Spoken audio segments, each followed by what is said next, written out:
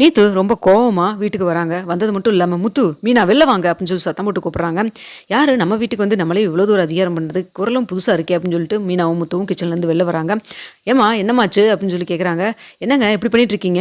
உங்களுக்கு யாருங்க இது மாதிரிலாம் வந்து ரைட்ஸ் குடுத்தது? என் வீட்டுக்கு வந்து என்னை பத்தியே தப்பு தப்பா எங்க அப்பாட்ட சொல்லிட்டு போயிருக்கீங்க நீங்க" அப்படின்னு சொல்லிட்டு இருக்காங்க.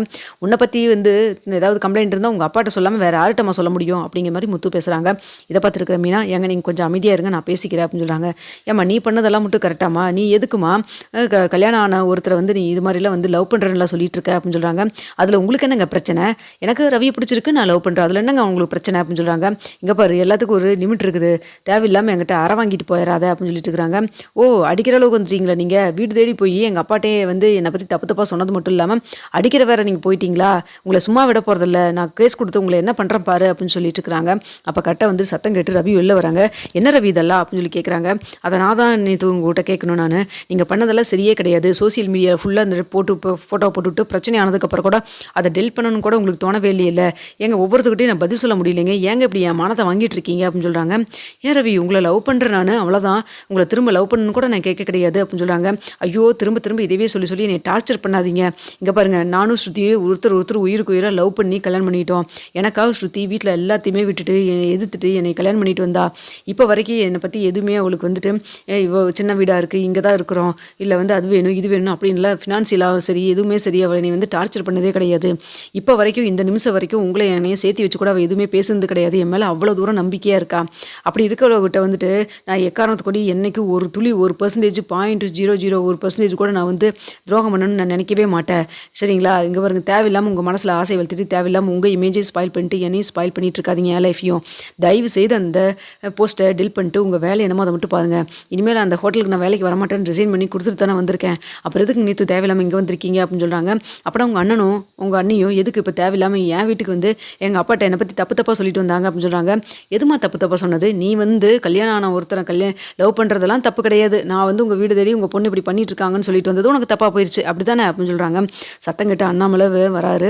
"என்ன கீழே வரைக்கும் சவுண்டு கேட்குது" அப்படின்னு சொல்லிட்டு, "வாங்கப்பா, இப்போ தான் வாக்கிங் போயிட்டு வந்தீங்களா" அப்படின்னு சொல்லிட்டு இருக்கிறப்ப, "மாமா இருங்க, தண்ணி கொண்டு வரேன்னு" சொல்லிட்டு மீனா வடிச்சு வந்து தண்ணி எடுத்து வந்து கொடுக்குறாங்க. அப்போ கால் மேல் கால் போட்டு ஸ்ருதி உட்காந்துருக்காங்க சோஃபாவில். இதை பார்த்தேனே, "என்னம்மா மரியாதை இல்லாமல் உட்காந்துருக்கேன், எங்கள் அப்பா வந்திருக்காருல வயசானவர், எந்திரிக்கணும் கூட உனக்கு மேனஸ் தெரியாதா" அப்படின்னு சொல்லிட்டு முத்து ரொம்ப கோவப்பட்டு பேசுகிறாங்க. "இங்கே பாருங்கள், மேனஸ் பற்றியெல்லாம் நீங்கள் பேசாதீங்க. வீடு தேடி வந்து என்னை பற்றி தப்பு தப்பாக சொல்லி கொடுத்துட்டு" அப்படின்னு சொல்கிறாங்க. "என்னடா பிரச்சனை" அப்படின்னு சொல்லிட்டு அண்ணாமலை கேட்குறாரு. அப்படின்னு சொல்லி நடந்த விஷயத்தையெல்லாம் சொல்கிறாங்க. "இங்கே பாருமா நீத்து, இங்கே பாரு, முத்துவோ மீனாவோ வந்து அங்கே வந்து தானாக வந்து சொல்ல வரல.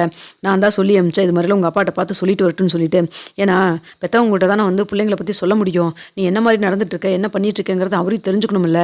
இல்லை தெரிஞ்சு தான் பண்ணுறியா தெரியாமல் பண்ணுறியாங்கிறது அப்பா அம்மா எடுத்து சொன்னால் தானே உனக்கு புரியும். அதனால தான் உங்கள் அப்பாட்ட பேச சொன்னேன். இதில் என்ன தப்பு இருக்குது?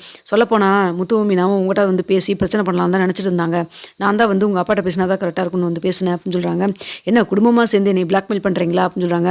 "இங்கே பாருமா, இதில் பிளாக்மெயில் பண்ணுறதுக்கெல்லாம் ஒரு விஷயம் கிடையாது. நீ தேவையில்லாமல் பிரச்சனை பண்ணிகிட்டு இருக்க. நீ அமைதியாக போயிட்டீங்கன்னா பிரச்சனையே இல்லை. தேவையில்லாமல் ரவியோடைய வாழ்க்கையில் நீ வந்து இப்படி குறுக்கிடாத" அப்படின்னு சொல்லிட்டு இருக்கிறாங்க. அப்போ ஸ்ருதியும் வந்துடுறாங்க அம்மா வீட்டிலேருந்து போயிட்டு. அப்போ தான் கோவமாக வந்திருக்காங்க. நீத்து உள்ளே இருக்கிறத பார்த்தோன்னே, "ஏண்டி அங்கே இருக்கிறது நிம்மதியே இல்லாமல் என் புருஷனை பண்ணுறது பார்த்தாமல் இப்போ இங்கேயும் வீடு தேடி வந்துட்டியா? உனக்கு என்ன ஒரு தைரியம்" அப்படின்னு சொல்லிட்டு ரொம்ப கோவமாக பேசிட்டு வராங்க. படக்குறளில் கொஞ்சம் அமைதியாக இருமா, நான் அவங்களுக்காக தான் பேசிகிட்டு இருக்கோம்" அப்படின்னு சொல்கிறாங்க. "எதுக்கு முத்து வீட்டுக்குள்ளே வந்து வீட்டுக்குள்ளேலாம் வந்து உட்காந்துருக்காங்க? எதுக்காக வந்திருக்காங்க? ஏன் ரவி, நீ தான் வர சொன்னியா?" அப்படின்னு சொல்லிட்டு இருக்கிறாங்க. "ஏன் நீ இப்படி பேசிகிட்டு இருக்க? அப்படிலாம் ஒன்றும் கிடையாது. அண்ணனும் அண்ணியும் போய் இப்போ வந்துட்டு அங்கே போய் பேசிட்டு வந்திருக்காங்க. அதுக்கு கோவப்பட்டு எப்படி வீட்டில் வந்து பேசலாம்னு சொல்லிட்டு வந்திருக்காங்க" அப்படின்னு சொல்கிறாங்க. "ஓ, வீட்டில் வந்து பேசுகிறது தான் மேடமுக்கு வந்து ரொம்ப தப்பாக போயிடுச்சு. ஊரே உன்னை பற்றி பேசி கழுவி கழுவி காரி காரி ஊற்றிட்டு இருக்கிறாங்க, உனக்கு அதெல்லாம் தெரியல அப்படி தானே" அப்படின்னு சொல்கிறாங்க. "இங்கே பாருங்கள் ஸ்ருதி, தேவையில்லாமல் நீங்கள் வந்துட்டு டேமேஜ் பண்ணிட்டு இருக்கீங்க உங்கள் ஹஸ்பண்டை" அப்படின்னு சொல்கிறாங்க. "என் ஹஸ்பண்டை நான் டேமேஜ் பண்ணுறது இருக்கட்டும், நீ ஊர் பூரா உன்னையும் டேமேஜ் பண்ணிவிட்டு அவனையும் சேர்த்து டேமேஜ் பண்ணிட்டு இருக்க. ஒழுங்காக இதோடு நிறுத்திக்கோ. இதுக்கு மேலே இது பண்ணிட்டு இருந்தேன்னா நல்லா இருக்காது பார்த்துக்கோ" அப்படின்னு சொல்கிறாங்க. "என்ன ரவி வந்து என் கடைக்கு ஹோட்டலுக்கு வேலைக்கு வரலன்னு சொல்லி சொன்னால் நான் அப்படியே ரவியை விட்டுருவேனா? சொல்லு பார்க்கலாம்" அப்படின்னு சொல்கிறாங்க. "உன்னை என்ன தான் பண்ணுறது? இதுக்கு மேலே வந்து வேறு வழியே இல்லை. நான் போய் ஸ்டேஷனில் போய் கம்ப்ளைண்ட் கொடுக்குறேன்னா இல்லையான்னு மட்டும் பாரு" அப்படின்னு சொல்கிறாங்க. "நீ இப்போ என்னால் என்ன பண்ண முடியுமோ அதை நான் பார்த்துக்கிறேன்" அப்படின்னு சொல்லிட்டுருக்கேன்.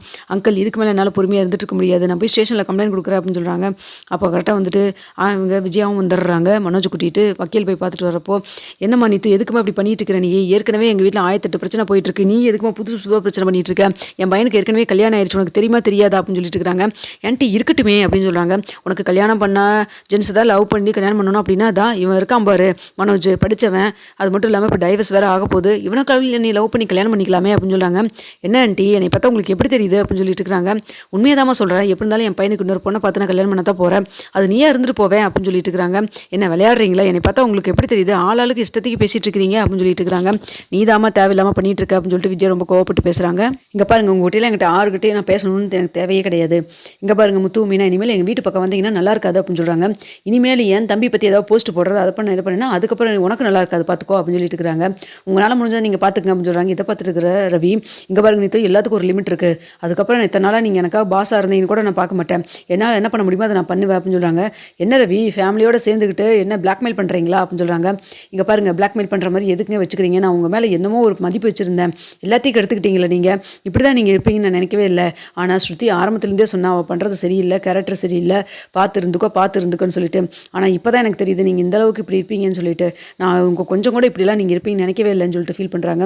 இங்கே பாரு ரவி, நான் உங்களை லவ் பண்ணுறேன் தான், எனக்கு உங்கள் கேரக்டர் உங்களுக்கு இது எல்லாமே பிடிச்சிருக்கு, ஆனால் அதுக்காக வந்துட்டு நீங்கள் ஸ்ருதியை விட்டுட்டு என்னை வந்து கல்யாணம் பண்ணிக்கணும் இல்லை நீ லவ் பண்ணுங்கன்னு உங்களை கேட்கவே இல்லையே. நான் ஃப்ரீடமான இந்த உலகத்தில் இருக்கேன், நான் எனக்கு என்ன பிடிச்சிருக்கோ அதை நான் பண்ணுறேன், அதையும் உங்களுக்கு பிடிக்க மாட்டேங்குது, நான் என்னமோ பண்ணிட்டு போகிறேன்னு சொல்லிட்டு விட்டுட்டு போக வேண்டியதானே அப்படின்னு சொல்கிறாங்க. இங்கே பாருங்கள் ஸ்ருதி, நீங்கள் என்னமோ உங்கள் தனிப்பட்ட முறையில் ஏதோ போஸ்ட் போட்டுங்க, நீங்கள் என்னமோ பண்ணீங்க, அதை பற்றி எனக்கு கவலை இல்லை, நீங்கள் எதுக்கு சோசியல் மீடியாவில் எல்லாம் தெரிற மாதிரி என் ஃபோட்டோ வச்சு என்னை அசிங்கப்படுத்திட்டு இருக்கிறீங்க நீங்கள் அப்படின்னு சொல்கிறாங்க. என்ன ரவி இப்படி பேசுகிறீங்க?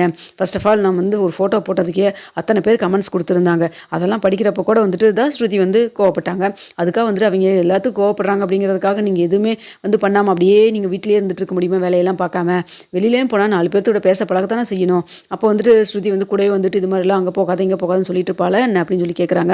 இங்கே பாருங்கள், ஸ்ருதி பற்றி பேசுறதுக்கெல்லாம் உங்களுக்கு எந்த ஒரு ரைட்ஸும் கிடையாது, ஒழுங்காக நீங்கள் கிளம்பிடுங்க, இனிமேல் வந்துட்டு என்னை தயவு செய்து என் வாழ்க்கையில் டிஸ்டர்ப் பண்ணாதீங்க, அதுக்கப்புறம் ஏதாவது நீங்கள் பண்ணிங்கன்னா சும்மா இருக்க மாட்டேன் நான், அப்புறம் அதுக்கு மேலே ஏதாவது என்னால் என்ன பண்ண முடியுமோ அதை நான் பண்ண வேண்டியதாக இருக்கும் பார்த்துக்குங்க அப்படின்னு சொல்லிட்டு இருக்கிறாங்க.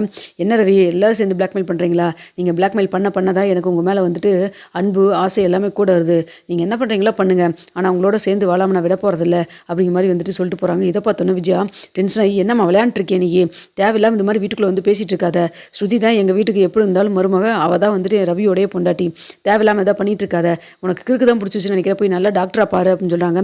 கிறுக்கு பிடிச்சது எனக்கு கிடையாது, உங்கள் மருமக ஸ்ருதிக்கு தான் அப்படின்னு சொல்கிறாங்க. அப்போ ஸ்ருதி ரொம்ப கோவப்பட்டு போய் அடிச்சிடறாங்க சட்டுன்னு கண்ணத்தோட. பார்த்துட்டு இதுக்கு நீங்கள் ரொம்ப அனுபவிப்பீங்க ஸ்ருதி அப்படின்னு சொல்லிட்டு உடனே நீத்து கிளம்பிடுறாங்க. அப்போ ரவி வந்துட்டு எதுக்கு தேவையில்லாமல் கையெல்லாம் வைக்கிற நீ அப்படின்னு சொல்கிறாங்க. ஏன்டா அவன் வாட்டுக்கு பேசிக்கிட்டே இருக்கா, நீ வாட்டுக்கு ஏதோ பார்த்துட்டே இருக்கா, என்னை பார்த்தா உனக்கு எப்படி தெரியுது? நீ கல்யாணத்துக்கு முன்னாடி நீ என்ன வேணால் பண்ணியிருந்துருக்கலாம், எனக்கு அதை பற்றியெல்லாம் கவலை இல்லை, கல்யாணம் ஆகி நான் ஒருத்தி ஒய்ஃபாக குத்துக்கள் மாதிரி பக்கத்தில் நின்றுட்டுருக்கேன், அவள் வாட்டுக்கு வாய்க்கு வந்ததெல்லாம் சொல்லிட்டு இருக்கேன், இதை பார்த்து நான் சும்மா அமைதியாக போகணும்னு நினைக்கிறியா அப்படின்னு சொல்கிறாங்க. அப்படி இல்லை ஸ்ருதி, நம்ம இப்போ அடித்ததுனால என்ன ஆயிரப்போகுது, தேவையில்லாமல் அவங்க போய் இன்னும் 4 போஸ்ட்டு போடத்தானே போகிறாங்க அப்படின்னு சொல்கிறாங்க. இதை பார்த்துட்டு இருக்கிற உடனே விஜயா சொல்கிறாங்க, நான் அன்னைக்கே சொன்னேன் உங்கள்கிட்ட, அவன் வந்து கோவா வரைக்கும் போகிறான்னு சொல்லி சொன்னேன்னு, வேலை விஷயமா இருந்தாலும் பரவாயில்ல நீயும் போமான்னு நான் சொன்னேன், நீ கேட்டியா? எனக்கு ரவி மேலே இன்னும் நம்பிக்கை இருக்குது அப்படி இப்படின்னு சொன்னேன் அப்படின்னு சொல்கிறாங்க. ஆண்டி எனக்கு இப்போவும் ரவி மேலே 100% நான் வந்து நம்பிக்கையாக தான் இருக்கேன், ஆனால் வந்து இந்த நீத்து தான் சரி கிடையாது, அதுக்கு ஏதோ கிறுக்கு தான் பிடிச்சிச்சு, எனக்கு தெரிஞ்சு அவள் ஏதோ பழி வாங்கணும், என்னை டென்ஷன் பண்ணணும், நானும் ரவி நிம்மதியாக வாழக்கூடாது அப்படிங்கிறக்காக ஏதோ பிளான் பண்ணி வேணுனே வந்து லவ் பண்ணுறதா சொல்லிட்டு ஊருக்குள்ளே திரியிறான்னு நான் நினைக்கிறேன் அப்படின்னு சொல்கிறாங்க. இதெல்லாம் பார்த்துட்டு இருக்கிற முத்து, இங்கே பாரு பழக்குறல, இதுக்கு மேலே இதெல்லாம் பார்த்துட்டு அமைதியாக இருக்க முடியாது, இதுக்கப்புறம் வந்து இதை போலீஸ் ஸ்டேஷனில் போயிட்டு கம்ப்ளைண்ட் கொடுத்தீங்கன்னா தான் வேலைக்கு ஆகும் அப்படின்னு சொல்கிறாங்க. அப்போ உடனே ரவி வந்துட்டு அதெல்லாம் ஒன்றும் வேண்டாம், ஒரு டைம் வெயிட் பண்ணி பார்ப்போமே அப்படின்னு சொல்கிறாங்க. நீ ஒருத்தண்டா ஏன்டா அப்படி பண்ணிட்டு இருக்கிற, நீ நிம்மதி இல்லாமல் பண்ணிட்டு இருக்குது, அதுக்காக வந்துட்டு பார்த்துட்டு வெயிட் பண்ணிட்டு இருக்க முடியுமா அப்படின்னு சொல்கிறாங்க. அப்போ உடனே மீனாவும் சொல்கிறாங்க, நம்ம போய் கேஸ் கொடுத்துடலாங்க ரவி, நீங்கள் வாட்டுக்கு எதுவும் பேசிகிட்டு இருக்காதீங்க, கேஸ் கொடுத்து பார்ப்போம், அதுக்கப்புறம் அடங்கலைன்னா அதுக்கப்புறம் என்ன பண்ணணுமோ மேற்கொண்டு பண்ணலாம், அமைதியாக இருங்கன்னு சொல்லிட்டு சொல்கிறாங்க.